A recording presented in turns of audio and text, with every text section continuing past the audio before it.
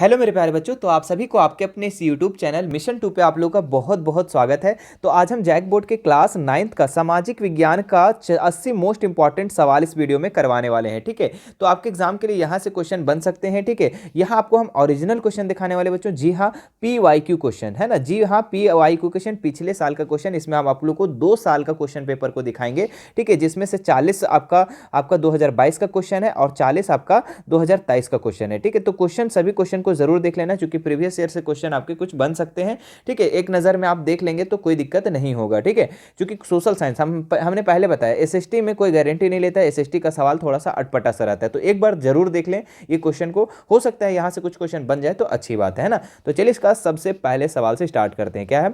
France की मुद्रा की इकाई लिवरे को किस वर्ष समाप्त कर दिया गया था? ठीक है, तो फ्रांस की जो मुद्रा था, फ्रांस की मुद्रा क्या है? लिवरे है। और इसे कब समाप्त किया गया था? तो 1794 को। याद रखिएगा, फ्रांस की मुद्रा क्या है? लिवरे। और लिवरे को किस वर्ष समाप्त कर दिया गया? तो 1794 को। अगला सवाल जो पूछा गया था क्या था कि फ्रांसीसी सरकार करों में वृद्धि के लिए बाध्य क्यों हो गई थी? ठीक है, बढ़ते जा रहे कर्ज को चुकाने के लिए, सेना के रखरखाव के लिए, राज दरबार के सरकारी कार्यालयों को चलाने के लिए, इनमें से सभी। ठीक है, तो फ्रांसीसी में कर का वृद्धि हो रहा था। क्यों हो रहा था? क्योंकि बढ़ते कर्ज को चुकाने के लिए, सेना का रख रखाव के लिए खर्चा बढ़ रहा था, राज दरबार और सरकारी कार्यालयों को चलाने के लिए। तो इनमें से सभी इसका उत्तर हो जाएगा। ठीक है, चलिए अगला सवाल जो क्वेश्चन है क्या है कि फ्रांस की पूरी आबादी लगभग 90% लोग कौन थे? ठीक है, तो फ्रांस में जो टोटल वहां की जनसंख्या थी उसमें से 90% मतलब सबसे ज्यादा कौन था? तो किसान लोग थे। तो ऑप्शन नंबर 1 इसका राइट हो जाएगा। ठीक है, देखिए अगला जो सवाल है आपको थोड़ा सा मिटा हुआ है, मैं इसको इंग्लिश में पढ़ देता हूँ। Who wrote the spirit? ठीक है, जो इंग्लिश वाले होंगे वो इंग्लिश वाले भी क्वेश्चन को देखेंगे, ध्यान रखना। ठीक है, the spirit of the laws in 1748, मतलब कि बोल रहा है कि 1748 में the spirit of the laws, ठीक है, उसको कौन लिखा था? ठीक है, उसकी रचना कौन किया था? ठीक है, तो उसका रचना जो किया था वो मॉन्टेस्क्यू किया था। ठीक है, मॉन्टेस्क्यू। ऑप्शन नंबर 3 इसका राइट हो जाएगा। देखिए 5वां नंबर सवाल क्वेश्चन पूछा गया है क्या है?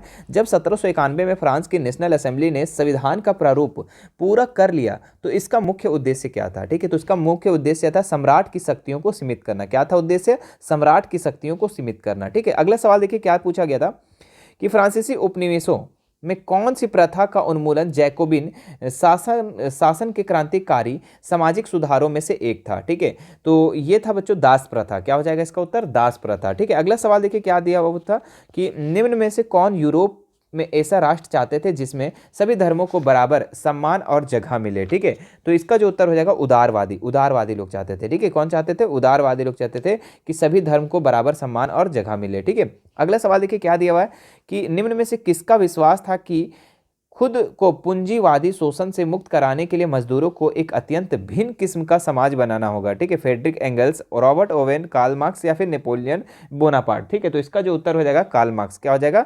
Karl Marx. ठीक है, चलिए अगला सवाल देखिए क्या है? फिनलैंड और लताविया, लिथुआनिया, एस्टोनिया तथा पोलैंड कुछ हिस्से किस साम्राज्य के अंग थे? ठीक है, फ्रांसीसी, इटली, जर्मनी, रूसी। ठीक है, तो ये कहाँ के थे?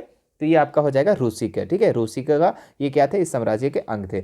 अगला सवाल देखते हैं हम लोग क्या दिया हुआ है कि मार्क्स के विचारों में को मानने वाले अब समाजवादियों ने 1898 में किस पार्टी का गठन किया था? ठीक है, तो मार्क्स के विचारों को मानने वाले समाजवादियों ने 1898 में जो पार्टी का गठन किया था वो कौन सा पार्टी था बच्चों? तो वो था आपका Russian social democratic workers party, यानी ऑप्शन नंबर 2 इसका राइट हो जाता। अगला सवाल देखिए क्या है कि 1914 में 2 यूरोपीय गठबंधनों के बीच युद्ध छिड़ गया। एक खेमे में जर्मनी, ऑस्ट्रिया और तुर्की थे। ठीक है, एक खेमे में जर्मनी, ऑस्ट्रिया और तुर्की, और दूसरे में खेमे में कौन कौन थे? ठीक है, तो 1914 में जब विश्व युद्ध हुआ था बच्चों, तो एक साइड कौन था? एक साइड जर्मनी, ऑस्ट्रिया, तुर्की, और दूसरा साइड कौन था ये आपको बताना था। ठीक है, तो दूसरा साइड आपका हो जाता फ्रांस, ब्रिटेन और रूस। ठीक है, ऑप्शन नंबर 1 इसका राइट हो जाएगा। चलिए अगला सवाल देखिए यहाँ पे क्या है कि पूर्व देशांतर रेखा जो भारत के मानक यमोत्तर रेखा मानी जाती है वह भारत के किस राज्य से होकर गुजरती है? ठीक है, तो वो भारत के किस राज्य से होकर गुजरती है? तो उत्तर प्रदेश, मिर्जापुर से होकर, है ना। जो यमोत्तर रेखा है, मानक यमोत्तर रेखा, ठीक है, वो आपका भारत के उत्तर प्रदेश मिर्जापुर से क्या होती है? गुजरती है। अगला सवाल देखिए क्या है कि पश्चिम में यूरोपीय देशों एवं पूर्वी एशियाइयों देशों को कौन सा सागर मिलती है? ठीक है, तो इसका जो आपका राइट उत्तर हो जाता है हिंद महासागर। ठीक है, ऑप्शन नंबर 3। अगला सवाल देखिए, भारत की भूमि की सीमाएं उत्तर पश्चिम में किस देश के साथ जुड़ी है? ठीक है, तो ये किस देश के साथ जुड़ी है? तो ये पाकिस्तान और अफगानिस्तान के साथ जुड़ी है। ऑप्शन नंबर 1 इसका राइट हो जाता है। चलिए अगला सवाल देखिए, पाँचवा 15 नंबर जो सवाल है, सतलुज और सिंधु नदी के बीच हिमालय के भाग को किस नाम से जाना जाता है? ठीक है, तो हिमालय के किस भाग से नाम जाना जाता है? तो ये पंजाब हिमालय, ऑप्शन नंबर 2 इसका सही जवाब हो जाएगा। देखिए, पटकाई नागा मिजो और मणिपुर की निम्न में से किसके नाम है? तो ये किनके नाम है? पटकाई नागा मिजो, ये जो है पहाड़ियों के नाम है। किसका नाम है? पहाड़ियों के नाम है। देखिए 17 नंबर सवाल है, क्या है कि भारत के उत्तरी मैदान जो जलोढ़ मृदा से बनी है उसका निर्माण किन नदियों के द्वारा हुआ है? तो ये किन नदियों के द्वारा हुआ है? तो ये सिंधु, गंगा और ब्रह्मपुत्र, यानी ऑप्शन नंबर तीसरा इसका राइट हो जाएगा। चलिए अगला सवाल जो है आपका, किन कारणों से भारत की उत्तरी मैदान और कृषि की दृष्टि से सर्वाधिक उत्पादक क्षेत्र माना जाता है? तो ऑप्शन है समृद्ध मृदा आवर्धन, प्रचुर पानी की उपलब्धता, अनुकूल जलवायु, इनमें से सभी कारणों से। ठीक है, तो इसका उत्तर हो जाएगा इनमें से सभी कारणों से। ठीक है, सर्वाधिक उत्पादक कैसे होता है? तो समृद्ध मृदा हो, वहाँ पे प्रचुर मात्रा में पानी हो, ठीक है, और जो वहाँ की क्लाइमेट जो हो वो अनुकूल हो, है ना, फेवरेबल हो। ठीक है, तो इनमें से इन सभी कारण इसका राइट उत्तर हो जाएगा। चलिए, मानसरोवर झील किस देश में? मानसरोवर कहाँ है भैया? तो मानसरोवर आपका है तिब्बत में। कहाँ पे है? तिब्बत में, ऑप्शन नंबर 2 इसका राइट हो जाएगा। चलिए अगले सवाल की तरफ हम लोग बढ़ते हैं। क्या दिया हुआ है आपका कि सतलुज, व्यास, रावी और चेनाब, झेलम आपस में मिलकर पाकिस्तानी में मिठान कोट के पास किस नदी में मिल जाती है? ठीक है, तो किस नदी में मिल जाती है? तो सिंधु नदी में मिल जाती है, ऑप्शन नंबर 2 इसका राइट हो जाएगा। देखिए, कश्मीर घाटी का एक प्रसिद्ध झील का नाम क्या था? ठीक है, तो झील का क्या नाम था? तो ये डल था नाम। क्या था? डल था नाम। ठीक है, अगला सवाल देखते हैं हम लोग। हाँ, क्या है? झीलों के निर्माण से क्या लाभ होता है? तो जल विद्युत उत्पादन करने में सहायक होती है, बिल्कुल, है ना, विद्युत उत्पादन करने में सहायक होती है। आसपास के क्षेत्रों में जलवायु के सामान्य बनाती है, बिल्कुल सही। प्राकृतिक सुंदरता और पर्यटन को बढ़ाती है, बिल्कुल सही। तो इनमें से सभी उत्तर हो जाएगा। ठीक है, झील से क्या होता है? उत्पादन होता है, विद्युत उत्पादन होता है ना, और क्या होता है? जलवायु को सामान्य बनाती है, वहाँ के क्लाइमेट को सामान्य बनाती है, वहाँ की प्राकृतिक सुंदरता बनती है, पर्यटन का स्थान बनाती है। ठीक है, चलिए अगला सवाल देखिए, 23 नंबर क्या है कि निम्न में से शासन का एक ऐसा रूप है जिसमें शासकों का लोग चुनाव करते हैं? तो लोकतंत्र में क्या होता है? शासकों का चुनाव कौन करता है भैया? लोग करते हैं, लोग, है ना, लोग करते हैं, है ना, लोग करते हैं। तो ऑप्शन नंबर 1 इसका राइट हो जाएगा। चलिए अगला सवाल देखते हैं हम लोग। क्या दिया हुआ है आपका कि वर्ष 2002 में पाकिस्तान के किस राष्ट्रपति द्वारा लीगल फ्रेमवर्क ऑर्डर के जरिए वहां के संविधान को बदल डाला? ठीक है, तो परवेज मुशर्रफ। ठीक है, क्या हो जाएगा? परवेज मुशर्रफ। ये भी सवाल आपको हम सेट करवाए हैं। ठीक है, अगला सवाल देखिए, क्या है? लोकतंत्र के विपक्ष में दिया गया एक तर्क कौन सा है? ठीक है, लोकतंत्र के पक्ष में दिया हुआ तर्क बोल रहा है, समानता एवं स्वतंत्रता का पोषक है। ठीक है, हाँ चलिए ठीक है, इसमें अनुत्तरदायी शासन पाया जाता है। ठीक है, मतलब कि लोकतंत्र के विपक्ष में बोला है जी, हम पक्ष में, तभी ना सोच रहे पहले वाला तो ऑप्शन सही है, विपक्ष में बोला मतलब उल्टा। ठीक है, तो ये आपका जो है ना, इसमें अनुत्तरदायी शासन पाया जाता है, ये गलत है, उत्तरदायी शासन पाया जाता है भैया। ठीक है, ऑप्शन नंबर 2 इसका गलत हो जाएगा, ये विपक्ष में हो जाएगा। अगला सवाल देखिए, लोकतंत्र में किसी समस्या को समाधान कर किसकी भूमिका का अत्यद्भुत भूमिका होती है? तो लोकतंत्र में कोई भी समस्या का समाधान करने के लिए विपक्षी दल, वेरी गुड, ठीक है, उसके बाद मीडिया भी, और सत्तारूढ़ दल। तो इनमें से सभी इसका उत्तर हो जाएगा 26 का। क्लियर है? ठीक है, चलिए अगले सवाल की तरफ बढ़ते हैं हम लोग। मतलब कि लोकतंत्र में कोई भी समस्या होता है तो समाधान कौन करता है? विपक्षी दल करता है, मीडिया वगैरह करता है, सत्तारूढ़, लेकिन आजकल मीडिया भी नहीं करने लगा, मीडिया भी आजकल बिकने लगा है ना। चलिए अगला देखते हैं हम लोग। आज की दुनिया लोकतांत्रिक शासन व्यवस्था का सबसे आम रूप है। ठीक है, तो सबसे आम रूप कौन सा है? लोगों द्वारा चुने गए प्रतिनिधित्व के माध्यम से शासन चलाना, ये क्या है? आम रूप है। तो ऑप्शन नंबर 1 इसका राइट हो जाएगा। अगला देखिए, क्या है? नेशनल, है ना, नेल्सन मंडेला को दक्षिण अफ्रीका के सबसे भयावह जेल में 28 वर्ष तक रहना पड़ा। तो याद रखिएगा 28 साल तक। यह सवाल ऐसे भी आ सकता है, नेशनल मंडेला दक्षिण अफ्रीका में कितने वर्ष तक रहे? तो 28 वर्ष तक। ठीक है, वह जेल किस द्वीप में स्थित था? तो वो जो जेल था ना, वो जो जेल था वो आपका रोबेन द्वीप में था। कहाँ पे था? रोबेन द्वीप में, है ना, 4 नंबर। अगला सवाल देखिए, क्या है? दक्षिण अफ्रीका में रंगभेद के खिलाफ जब जनता के संघर्ष और विरोध बढ़ने लगा तो वहां की सरकार अपनी नीतियों को में क्या बदलाव शुरू किया? तो क्या बदलाव शुरू किया यहाँ पे? तो ये शुरू किया, भेदभाव को, कानून को वापस लिया। ठीक है, राजनीतिक दलों पर लगा प्रतिबंध उठा लिया, नेल्सन मंडेला को आज़ाद कर दिया। तो इनमें से सभी इसका उत्तर हो जाएगा ऑप्शन 4। ठीक है, लोकतांत्रिक शासन वाले देशों में किसका होना जरूरी माना गया है? ठीक है, तो यहाँ पे किसका होना जरूरी माना गया है? तो ये माना गया है संविधान का, है ना, संविधान का होना बहुत जरूरी माना गया है। अगला देखिए, भारत देश किस आधार पर बंटवारे की विभीषिका झेली है? ठीक है, तो भारत जो है देश है वो किस आधार पर बंटवारे में विभीषिका झेली है? इसका मतलब कि धर्म, है ना, धर्म को लेकर के इसमें बहुत ही मतलब कि प्रॉब्लम हुआ है ना, धर्म को लेकर के। तो ऑप्शन नंबर 1 इसका राइट हो जाएगा। संविधान, संविधान प्रमुख रूप से क्या काम करता है, ठीक है। तो संविधान जो है ये प्रमुख रूप से क्या काम करता है, तो ये देखेंगे तो लोगों के बीच जरूरी भरोसा और सहयोग विकसित करता है, बिल्कुल सही। सरकार के अधिकारों को सीमा तय करता है, ये भी सही है, ठीक है। समाज के गठन के लिए लोगों की आकांक्षाओं को व्यक्त करता है, ये भी सही। तो इनमें से सभी ऑप्शन नंबर 4 इसका राइट हो जाएगा। अगला सवाल देखिए क्या है, पालमपुर के निकटतम बड़े गांव का क्या नाम था, तो रायगंज नाम था। क्या नाम था, रायगंज, ठीक है, जो 3 किलोमीटर की दूरी पर था, ठीक है। अगला सवाल देखिए यहाँ पे, भूमि मापन की मानक इकाई क्या है, तो ये हेक्टेयर है मेरे प्यारे बच्चों, ऑप्शन नंबर 3 इसका राइट हो जाएगा। अगला सवाल देखिए, भारत के गाँव में उत्पादन की प्रमुख गतिविधियां क्या है, ठीक है। तो भारत के गांव में उत्पादन की गतिविधियां क्या है, खेती, सिंचाई, मत्स्य पालन, दुग्ध, ठीक है। तो खेती, खेती इसका राइट उत्तर हो जाएगा। अगला सवाल देखते हैं लोग, 36 नंबर, लघु विनिर्माण, परिवहन, दुकानदारी, डेयरी किस प्रकार की क्रियाएं हैं। देखिए लघु विनिर्माण हो गया, परिवहन हो गया, ये दुकानदारी हो गया, ये जो है ना ये आपका हो जाएगा गैर कृषि हो जाएगा। क्या हो जाएगा, गैर कृषि हो जाएगा, ठीक है। चलिए और कृषि में क्या क्या आ जाएगा, तो कृषि में आपका हो जाएगा मेरे प्यारे बच्चों, कृषि में जो आ जाएगा आपका जैसे कि खेती करना, धान की खेती करना है ना, ये सब, ये पालन करना, मत्स्य पालन, ये सारी चीज़ क्या आ जाएगा, ये कृषि में आ जाएगा, ठीक है। अब यहाँ पे देखिए क्षेत्रक जो है ना 3 रूप में होता है, ठीक है। एक प्राथमिक क्षेत्रक, ठीक है, याद रखिएगा, क्षेत्रक है ना, मतलब यहाँ की अर्थव्यवस्था को 3 क्षेत्रक में बांटा गया। पहला क्षेत्रक है ना, दूसरा क्षेत्रक, तीसरा क्षेत्रक, 3 ठो।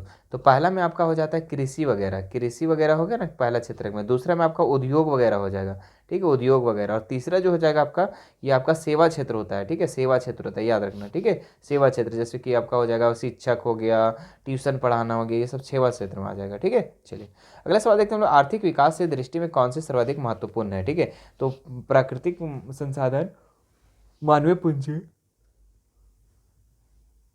भौतिक पूंजी, इनमें से कोई नहीं। तो मानवीय पूंजी जो है बहुत ही महत्वपूर्ण है, मानवीय पूंजी नहीं होगा तो नहीं हो पाएगा, ठीक है। चलिए इनमें से कौन सा कारक जनसंख्या की गुणवत्ता को बढ़ाता है, तो कौन सी कारक जनसंख्या की गुणवत्ता बढ़ाता है, तो साक्षरता दर, लोगों का स्वास्थ्य, कौशल निर्माण, इनमें से सभी इसका राइट उत्तर हो जाएगा, ऑप्शन नंबर 4। अगला सवाल देखिए, ऐतिहासिक और सांस्कृतिक कारणों से परिवार में महिलाओं और पुरुषों के बीच किसका विभाजन हुआ रहता है, ठीक है। तो ऐतिहासिक और सांस्कृतिक कारणों के से परिवार महिलाओं के बीच किसका विभाजन हुआ रहता है, तो यहाँ पे आपका किसका विभाजन होता है, तो यहाँ पे आपका होता है श्रम का विभाजन, ठीक है। तो ऑप्शन नंबर 3 इसका राइट हो जाएगा, ठीक है। यहाँ पे आपका क्या होता है, महिला और पुरुष में अलग अलग बताया जाता है। चलिए अगला सवाल देखते हैं हम लोग, जो कि लास्ट वाला है यहाँ पे, ये 2022 का क्वेश्चन, ठीक है। उसके बाद 2023 का भी क्वेश्चन देंगे। देखिए क्वेश्चन एक बार देख लो, ठीक है, देखने में कोई जाता नहीं, बस 10-12 मिनट 15 मिनट लगेगा, उसमें आप सारे क्वेश्चन को आराम से देख सकते हो, ठीक है। किस प्रकार की जनसंख्या अर्थव्यवस्था पर बोझ है, ठीक है। तो निरक्षर और अस्वस्थ संख्या, ठीक है, निरक्षर और अस्वस्थ संख्या जो है हमारे हमारे किस पे ये क्या बोलते हैं, अर्थव्यवस्था पे बोझ है, ठीक है, याद रखना। चलिए अब हम लोग नेक्स्ट देखते हैं हम लोग इसका 2023 का क्वेश्चन पेपर, ठीक है। अब 23 में क्या कैसे कैसे क्वेश्चन पूछा गया था वो भी हम लोग फटाफट कर लेते हैं। देखिए 1774 ईस्वी में बुर्बो राजवंश, लुई 16वां किस देश के राजगद्दी पर बैठा, तो फ्रांस के राजगद्दी पर, किस गद्दी पर, तो फ्रांस के राजगद्दी पर, ठीक है। अच्छा ये ऐसे भी सवाल आ सकता है कि लुई 16वां जो था ये किस वंश का था, तो बुर्बो राजवंश का, ठीक है। लुई 16वां जो था ये फ्रांस की गद्दी पर कब बैठा, तो 1764 में बैठा। देखिए यहीं से आपका 3 सवाल हो गया। तो ऐसे बीच बीच से सवाल आपके एग्जाम में पूछे जाते हैं। चलिए अगला, जॉन लॉक ने राजा के देवी के निरंकुश अधिकारों का सिद्धांत का खंडन अपनी किस पुस्तक में किया,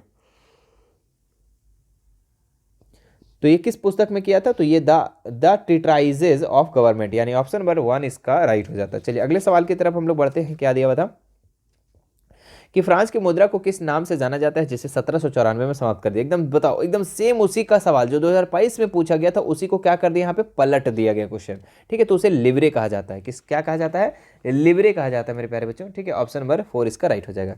देख रहे हैं अभी जस्ट हम लोग देखे पास, इसीलिए बोलते हैं कि आप लोग एक बार देख लो, हो सकता है उससे कुछ हेल्प मिल जाए, ठीक है। यूरोप में निम्न में से कौन सा समूह वंश आधारित शासकों को अनियंत्रित सत्ता का विरोधी था, ठीक है। तो इसमें आपका राइट उत्तर हो जाएगा आप लोग का उदारवादी इसका सही उत्तर हो जाएगा। अगला सवाल देखिए क्या दिया वहां पे, रूस में निम्न में से किस प्रकार की मांग लेनिन की अप्रैल थीसिस के नाम से जाना जाता है, तो अप्रैल थीसिस है ना, अप्रैल थीसिस के नाम से जाना जाता है। तो इसका जो राइट उत्तर हो जाएगा आप लोग का, युद्ध को समाप्त किया जाए, सारी जमीनों किसानों को हवाले किया जाए, बैंकों का राष्ट्रीयकरण किया जाए, इनमें से सभी इसका उत्तर हो जाएगा ऑप्शन नंबर डी। चलिए अगले सवाल देखते हैं लोग, यूरोप के निम्न में से किसका विश्वास था कि पूंजीपतियों के साथ होने वाले संघर्ष में जीत अंततः मजदूरों की ही होगी। ठीक है, तो ये किसका विश्वास था, तो ये आपका जो विश्वास था मेरे प्यारे बच्चों, ये आपका कार्ल मार्क्स का विश्वास था। ठीक है, ऑप्शन नंबर 4 इसका राइट हो जाएगा। अगले देखिए, निम्न में से कौन सा देश प्रथम विश्व युद्ध के दौरान मित्र शक्तियों को खेमे में शामिल नहीं था। ठीक है, तो यहाँ पे आपका जर्मनी नहीं था बच्चों, इसमें क्या हो जाएगा, जर्मनी नहीं था, ये आपका किस में था, धुरी राष्ट्र में था। ठीक है, मित्र में ये नहीं था। चलिए अगला सवाल देखते हैं हम लोग क्या दिया हुआ है कि हिटलर जिस विचारधारा को जन्म दिया उसे क्या कहते हैं, तो उसे हम लोग नात्सीवाद कहते हैं। क्या कहते हैं, नात्सीवाद। ठीक है, अगला सवाल देखते हैं हम लोग क्या दिया हुआ है। हाँ, कहाँ तक थे हम लोग, नात्सीवाद हो गया था, हाँ ये हो गया था। जावा में किस समुदाय के लोग कुशल लकड़हारे और घुमंतू किसान के रूप में जाने जाते हैं। ठीक है, तो जावा में किस समुदाय के लोग कुशल लकड़हारे और घुमंतू किसान के रूप में जाने जाते हैं, तो ये आपका कलांग के रूप में है ना, कलांग के रूप में, ऑप्शन नंबर 2। वन अधिनियम के चलते गांव वालों की निम्न में से कौन सी गतिविधियां गैर कानूनी पर बैन हो गई। ठीक है, बन गई है, तो घर के लिए लकड़ी काटना, पशु को चराना, कंद फल का इकट्ठा करना, कलमुंद का, तो इसका इनमें से सभी उत्तर हो जाएगा। ये पर सभी गतिविधियां पर गैर कानूनी बन गया है। ठीक है, अब ना आप जंगल से लकड़ी ला सकते हैं, पशुओं को चरा सकते हैं इस तरीके से। ठीक है, अगला सवाल देखते हैं हम लोग, क्या था क्वेश्चन, भेटिया, शेरपा और किन्नौरी समुदाय के लोग किन निम्न में से क्या थे। ठीक है, तो वो क्या थे, वो चरवाहे थे। क्या थे, चरवाहा, भेटिया, शेरपा, किन्नौरी, है ना। अगला सवाल देखिए क्या दिया हुआ है आपका, औद्योगिक औपनिवेशिक सरकार अपराधी जनजाति अधिनियम कब पारित किया गया, तो ये 1871 को पारित किया गया था। कब किया गया था, 1871 को। उत्तर में भारत देश को लगभग 2 बराबर भागों में कौन सी रेखा काटती है, तो भारत को 2 भाग में बांटता है बच्चों, ये आपका कर्क रेखा बांटता है। क्या बांटता है, कर्क रेखा। भारत ऐसे होता है ना, भारत, ठीक है, भारत आप लोग अच्छा से बना लेना। ठीक है, तो इसको काटता है, ये आपका कर्क रेखा होता है। कर्क रेखा कितने राज्यों से होकर गुजरती है, 8 राज्य से। 8 राज्यों का आपको नाम याद रख लेना है। ठीक है, तो कर्क रेखा ऑप्शन नंबर 2 इसका राइट हो जाएगा। अगले सवाल की तरफ हम बढ़ते हैं, क्या है, उत्तराखंड, उत्तर प्रदेश, बिहार, पश्चिम बंगाल और सिक्किम की सीमाएं किस देश को छूती है। ठीक है, तो उत्तराखंड, उत्तर प्रदेश, बिहार, पश्चिम बंगाल, सिक्किम, ये जो है आपका नेपाल है ना, नेपाल की सीमाएं को छूती है। ठीक है, ये झारखंड को नहीं छूती है, याद रखना। अगला सवाल देखते हैं हम लोग क्या दिया हुआ है, तीस्ता और दिहांग निम्न में से किनके नाम है, ये असम हिमालय में सीमांकन करती है, तो ये आपका हो जाएगा नदियों। ठीक है, क्या हो जाएगा, नदियों। अगला सवाल देखिए यहाँ पे, भारत में हिमालय पर्वतों की श्रृंखला में सबसे लंबी तथा सबसे महत्वपूर्ण श्रृंखला किसे मानी जाती है, तो ये पीर पंजाल को माना जाता है। किसे माना जाता है, पीर पंजाल को। अगला सवाल देखिए यहाँ पे, भारत का कौन सा राज्य तथा नगर सिंधु और गंगा नदी तंत्रों के बीच जल विभाजक पर स्थित है। ठीक है, तो इसका उत्तर हो जाएगा हरियाणा अम्बाला। ठीक है, चलिए अगला देखो यहाँ पे क्या दिया हुआ है कि निम्न में से भारत के प्रायद्वीप भाग की एक प्रमुख नदी कौन है जिसे दक्षिण गंगा के नाम से भी जाना जाता है, तो दक्षिण गंगा के नाम से यहाँ पे गोदावरी को जाना जाता है। ठीक है, अगला देखिए क्या दिया हुआ है यहाँ पे कि महानदी गोदावरी और कृष्णा तथा कावेरी पूर्व की ओर से बहती हुई बंगाल की खाड़ी में गिरती है। ये नदियाँ मुहाने पर किनका निर्माण करती है। ठीक है, तो ये किसका निर्माण करती है, तो डेल्टा का निर्माण करती है। ऑप्शन नंबर 2 इसका राइट हो जाएगा। चलिए अगला सवाल देखिए यहाँ पे क्या दिया हुआ है कि वन किस प्रकार का संसाधन है, तो वन जो है ना, ये आपका नवीकरणीय संसाधन हो जाएगा। क्या हो जाएगा, नवीकरणीय हो जाएगा। मानव निर्मित होगा क्या, नहीं, मानव बनाया है वन को, जंगल को नहीं। ठीक है, कट जाएगा। ठीक है, अगला देखते हैं लोग कि वन क्षेत्र में निम्न में से किन कारणों से कम हो रहे हैं। वन क्षेत्र निम्न में से, तो किस कारणों से कम हो रहे हैं, तो उद्योग के विकास होने के कारण, शहरीकरण की परियोजनाएं लागू होने के कारण, कृषि के लिए अधिक क्षेत्र की मांग के कारण, या फिर इनमें से सभी, तो इनमें से सभी इसका उत्तर हो जाएगा। ठीक है, मतलब किन कारणों से वन की कमी हो रही है, तो उद्योग का विकास हो रहा है, शहरीकरण हो रहा है, कृषि के लिए अधिक क्षेत्र का मांग हो रहा है ना, ये सब सारे के कारण। अगला सवाल देखिए क्या है यहाँ पे कि निम्न में से कौन सा कारण भारत के उत्तर पश्चिमी भाग में शीत ऋतु में होने वाली वर्षा के लिए उत्तरदायी है। ठीक है, तो ये आपका हो जाएगा इसका पश्चिमी विक्षोभ। ठीक है, अगले देखो क्या दिया हुआ यहाँ पे कि राष्ट्रीय जनसंख्या नीति 2000 में मुख्य उद्देश्य क्या है। ठीक है, तो मुख्य उद्देश्य क्या है, 14 वर्ष से कम आयु के बच्चों को निःशुल्क प्रदान करना, और शिशु की मृत्यु दर को कम करना, टीका रोधी बीमारियों को बच्चों को ठुकरा मिलाना, ये इनमें से सभी, तो इनमें से सभी उत्तर हो जाएगा इसका। ठीक है, इनमें से सभी 2000 का मुख्य उद्देश्य यही था। अगला सवाल देखते हैं हम लोग क्या दिया हुआ है कि लोकतंत्र के लिए निम्न में से किसका होना जरूरी है माना जाता है, तो एक दलीय प्रणाली, स्वतंत्र व निष्पक्ष प्रणाली, अनियमित चुनाव, या फिर प्रेस पर सरकारी नियंत्रण, तो इसका राइट उत्तर हो जाएगा स्वतंत्र एवं निष्पक्ष चुनाव। अगला सवाल देखते हैं हम लोग क्या है कि चीनी की संसद को निम्न में से किस नाम से जाना जाता है, ठीक है। तो ये आपका हो जाएगा कांग्रेस, क्या हो जाएगा, कांग्रेस हो जाएगा, ठीक है। चलिए अगला सवाल देखते हैं हम लोग कि दक्षिण अफ्रीका की गोरों की संख्या ने नेशनल नेल्सन मंडेला पर किस प्रकार का मुकदमा चलाया गया था। तो देशद्रोह का चलाया गया था, किस चीज़ का चलाया गया था, देशद्रोह का चलाया गया था।